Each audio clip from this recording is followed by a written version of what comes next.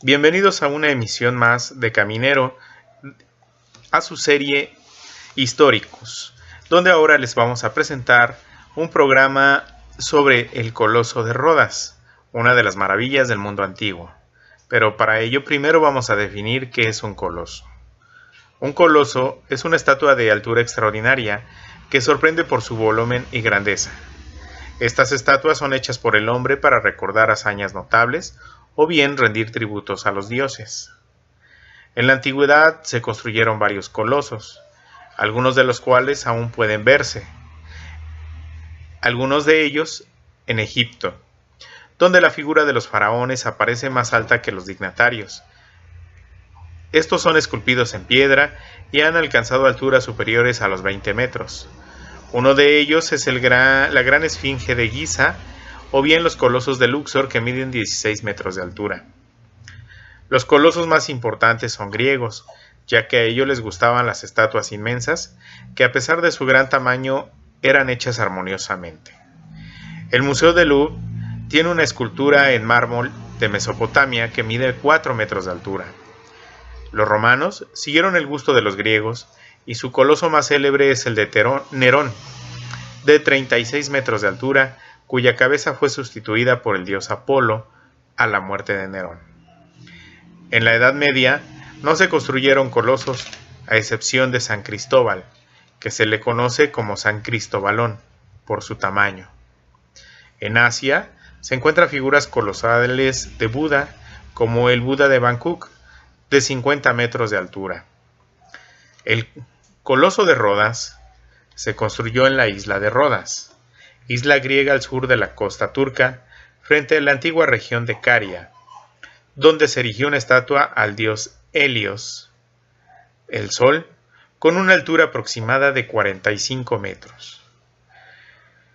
Por el año 380 a.C., el mar Mediterráneo se encontraba infestado de piratas. Uno de ellos, el más rudo y despiadado, era Dionisio Poliórcetes.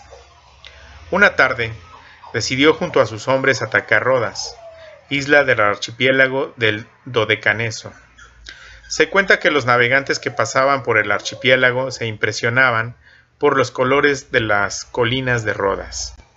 Semanas después llegaron los piratas, cundiendo la alarma de inmediato, por lo que el gobernador se dirigió al Senado, quienes no supieron planificar un plan de defensa.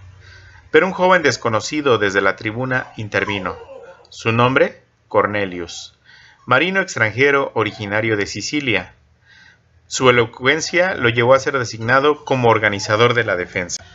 Los rodios, dirigidos por Cornelius, se hicieron a la mar, por lo que el ataque planeado por Poliórcetes no fue posible. No afrontando el riesgo del combate, ya que las naves de los rodios eran superiores en número, y siendo los trirremes de los piratas más rápidos que las naves rodias, estos pudieron huir. Cornelius, al regresar al puerto, se veía preocupado, ya que él pensaba que los piratas regresarían con más naves, proponiendo al gobernador la adopción de medidas urgentes.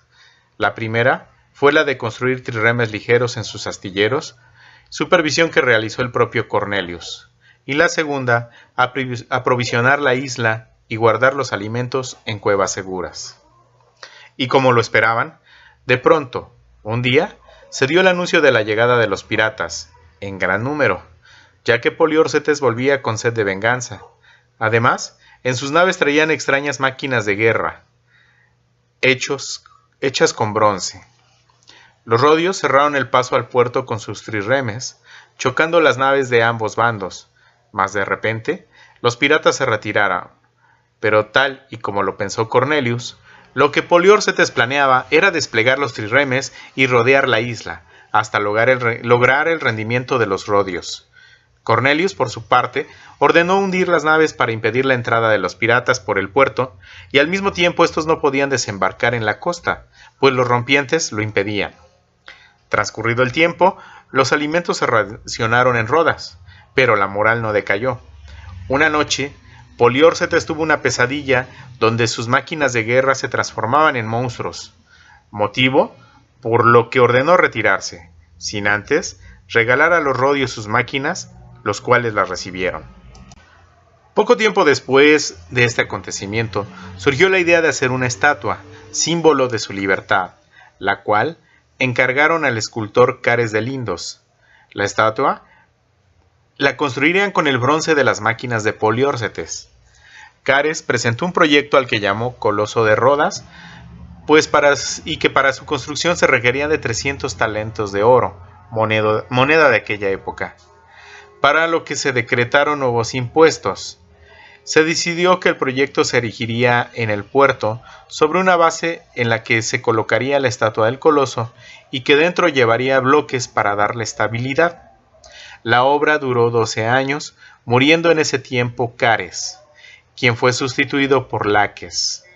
El coloso en una de sus manos tenía una antorcha que funcionaba como faro, la cual fue encendida por un sacerdote. Se dice que una noche tempestuosa, una embarcación estaba a punto de zozobrar. De pronto vieron en la lejanía una luz y se dirigieron a ella, sabiendo que era tierra.